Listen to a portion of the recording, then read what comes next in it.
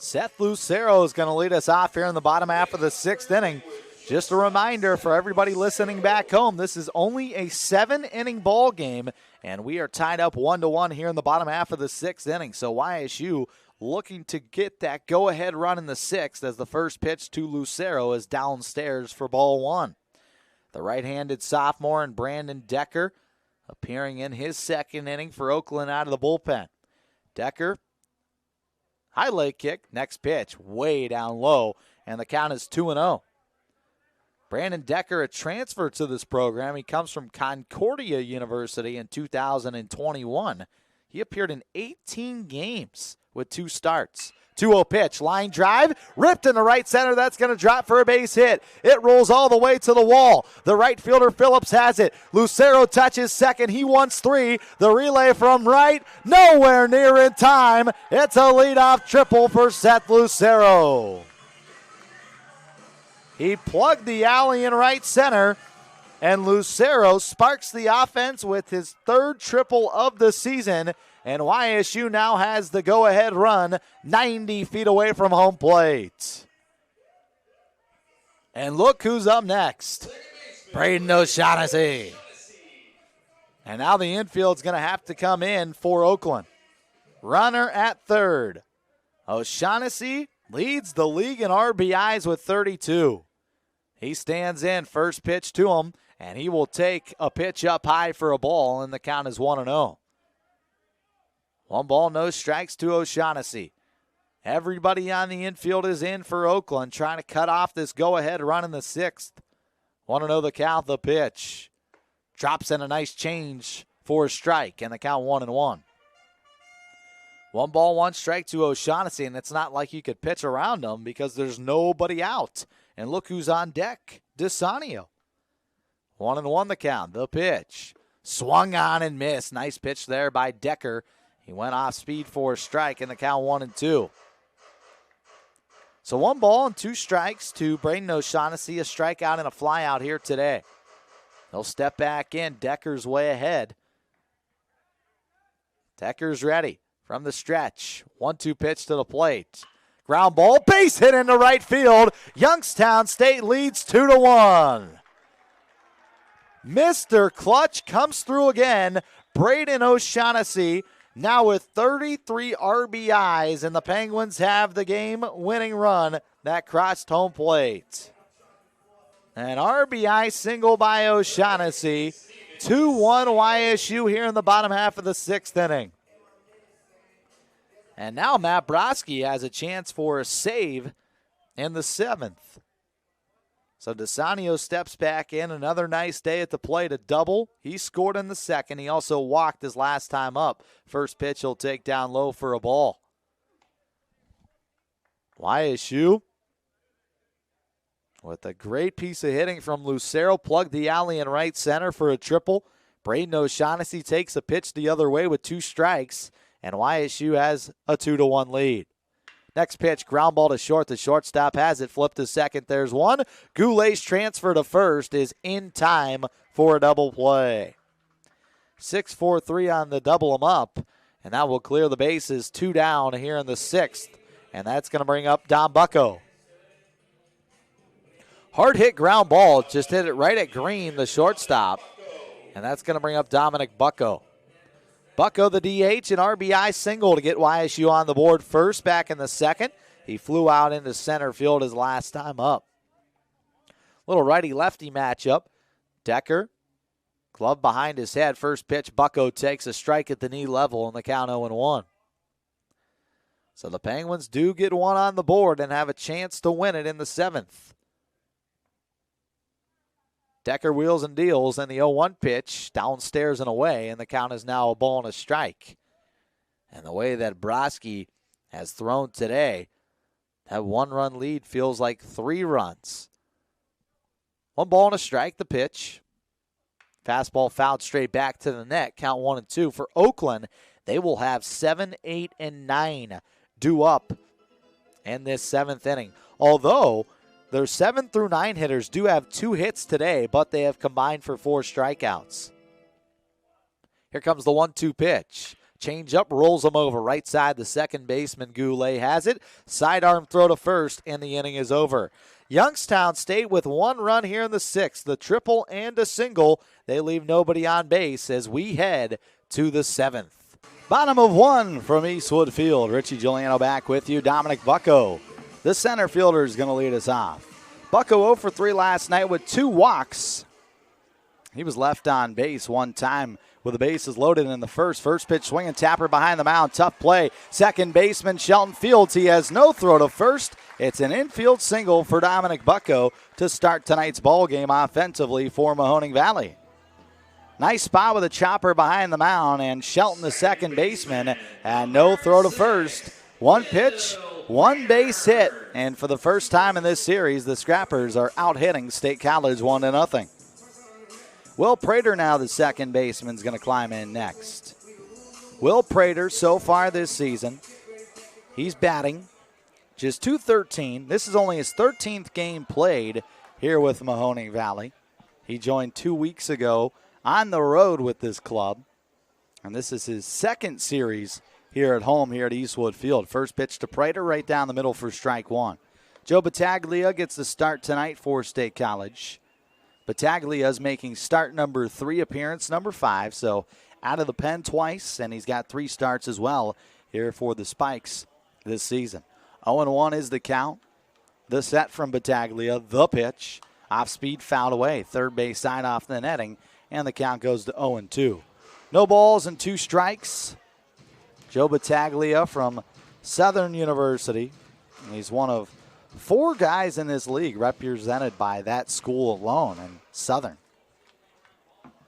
Count goes to 0-2 now.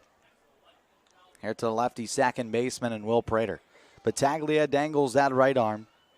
He works in from the stretch with a runner on after a base hit by Bucko to begin the ball game. And now the 0-2. Off-speed shot back to the mound. Battaglia throws to the shortstop. He steps on the bag. Throw to first is wide. Kicks off the first baseman. Prater touches first. He heads for second. The throw from Page is not in time. They do get the fielder's choice. 1 over to 6, but an off-balance throw by the shortstop, and Brody Perks skips past Page, and Prater pedals up to second base on the throwing error. So that will be a fielder's choice, 1-6, and then reaching on an E6 on the throw over to first. Poor Perks, though, he's going to get a tough error because that ball thrown to second base was well left. He had to reach down low towards the dirt, pick it out, and by the time he tagged the bag with his left foot, Perks had a very off-balance throw, sidearm style to first base. It was inaccurate, and that allowed Will Prater to get to second base. Here's Jeff Whaler now. First pitch curve on the outside corner for strike number 1. Battaglia doesn't have a win this year. Also doesn't have a loss. His ERA is .473 and 4 appearances total. He started off his MLB Draft League season with the Williamsport Crosscutters, where he only threw 1 time. The 0-1 way outside. 1 ball, 1 strike now to Whaler. Jeff had 1 hit last night. He was batting under .300 in that last at bat, but after the hit, Whaler's average goes back up to .307.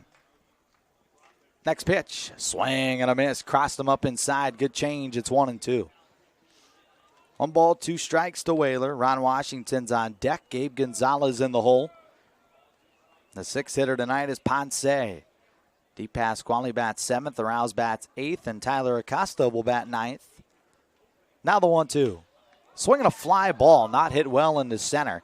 Here comes the center fielder, Trent Taylor, charging in. He makes the catch. No tag up at second by our runner and Prater, and there's 2 away. 2 down here in the first, and that will now bring up Ron Washington Jr. So Ron Washington, he will step in with a runner in scoring position, 2 down. He's batting .258 this season. He does have 9 RBIs, though, out of his 25 hits. The Scrappers with runners in scoring position this season are batting under .220. They're looking to turn that around and boost that average here tonight. They already have 1 man in scoring position with less than 2 down here in the first. First pitch, a slider strike. It's 0-1. Doing the catching tonight for Joe Battaglia is Colin Adams. Adams is back. Last weekend, he played for the West Virginia Black Bears because they were short on catchers, and now he's back here with State College tonight. Next pitch, same spot, same call. It's quickly 0-2. No balls, 2 strikes to Ron Washington. Will Prater, the runner at second with 2 down in the first. No score in inning number 1 between State College and Mahoning Valley. Washington squats down low. Short stance in the box as he's trying to protect here with 2 strikes. Now the 2-strike pitch, way off the plate. Good hold by Washington, and the count goes to a ball and 2 strikes. Battaglia so far this season for State College has a total of 7 strikeouts in 13 1/3 innings. He's walked 6 guys. He's set. He deals. His 1-2 curveball misses inside. We're level. 2 balls and 2 strikes to Ron Washington. And the right fielder looks to take the first lead of this series for Mahoning Valley. State College led from the start to the very end. They scored 2 runs in the first. They kept that lead the entire way to the 9th inning, winning by a final of 14-2. 2-2, chopper back up the middle. This is going to get thrown into center. Flying around third is Prater. The throw from center is cut off by the second baseman, and the Scrappers lead 1-0 here in the first inning. Ron Washington now in the double-digit column for RBIs. That's his 10th on the season, and it's 1-0 Mahoning Valley here in the first. So finally they get that clutch hit here in this 3-game series against State College. And now Gabe Gonzalez is the next batter here for Mahoning Valley. Gabe Gonzalez last night was 1 for 4 runs scored. Gonzalez from Mission Hills, California, 6'2", 235. Big frame is a first baseman who will step into the box. First pitch to Gonzalez. He'll take way off the plate for ball 1. So a runner at first now with 2 down. Ron Washington comes through with a seeing-eye single up the middle just past the shortstop and Brody Perks. No throw from center as it was cut off by the second baseman Shelton, and scoring from second is Prater. The 1-0, jammed him, popped him up behind the plate. Colin Adams will throw that mask away. He's under it, and he will squeeze it for out number 3. The Scrappers take their first lead of this 3-game series. It's 1-0 after 1 here on YSN. Here with Owen Jackson, YSN's player of the game. Owen, 2 for 3 tonight, 2 clutch RBIs and 2 doubles. Just talk about your performance at the plate and what was working for you. Yeah, I was really focusing on making sure I get my foot down, timing.